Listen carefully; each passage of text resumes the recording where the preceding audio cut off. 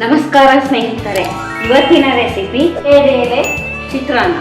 ವಿಳ್ಳೆದೆಲೆನ ನಾನು 8 ವಿಳ್ಳೆದೆಲೆ ತಗೊಂಡು ಈ ತರ ಪೀಸ್ ಮಾಡ್ಕೊಂಡಿದ್ದೀನಿ. ಕರಿಬೇವು, ಹಸಿಮೆಣಸಿನಕಾಯಿ 4 ತಗೊಂಡಿದ್ದೀನಿ.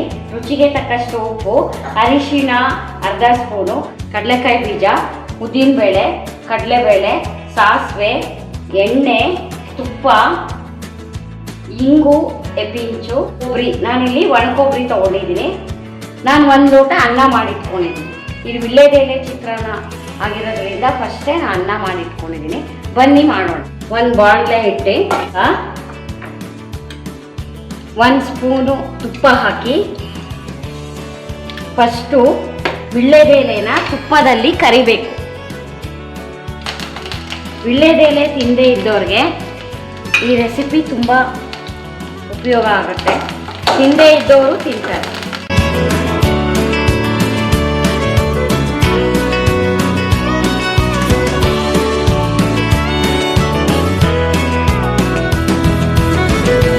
ಸಿಮ್ಮಲ್ಲಿ ಹಾಕೊಂಡಿದ್ದೀನಿ. ಸಿಮ್ಮಲ್ಲೇನೆ ಇದು ಕರಿಬೇಕು. ತುಪ್ಪದಲ್ಲಿ ಚೆನ್ನಾಗಿ ಹುರಿಬೇಕು ಇದು ವಿಳ್ಳೆದೆಲೆನ.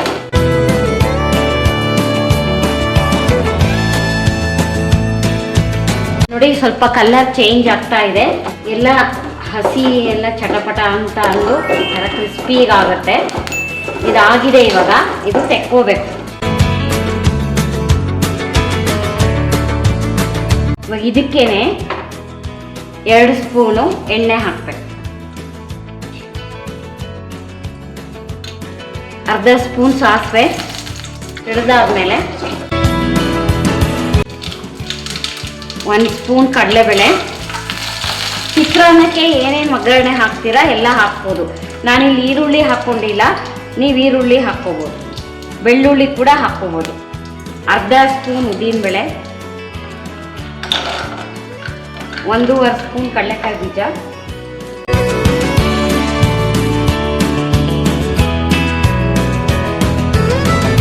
ಇದಕ್ಕೆ 3 ಹಸಿಮೆಣಸಿನಕಾಯಿ ಎತ್ಕೊಂಡಿದ್ದೀನಿ, ಕರಿಬೇವು,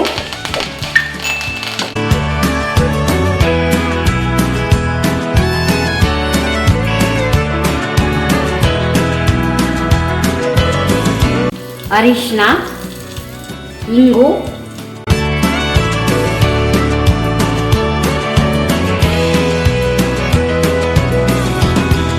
ಒಗ್ಗರಣೆ ಆಗಿದೆ. ಇದಕ್ಕೆ ಮಾಡ್ಕೊಂಡಿರೋಂಥ ಅನ್ನ ಹಾಕಬೇಕು. ರುಚಿಗೆ ತಕ್ಕ ಉಪ್ಪು,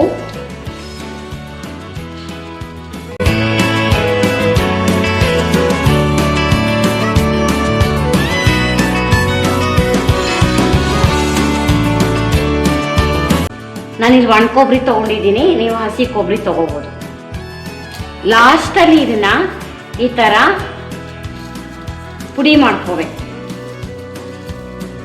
ಪುಡಿ ಮಾಡಿಕೊಂಡು ಇದರಲ್ಲಿ ಉದುರಿಸ್ಬೇಕು.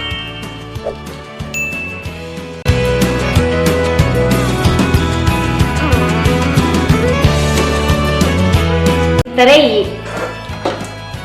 ವಿಳ್ಳೆದೆಲೆ ಚಿತ್ರಾನ್ನ ರೆಡಿ ಇದೆ, ಸವಿಯಲು ಸಿದ್ಧ. ವಿಳ್ಳೆದೆಲೆಯಲ್ಲಿ ಸುಮಾರು ರೆಸಿಪಿ ಮಾಡಬೇಕು. ಮುಂದಿನ ದಿನಗಳಲ್ಲಿ ನಿಮಗೆ ತೋರಿಸ್ಕೊಡ್ತೀನಿ.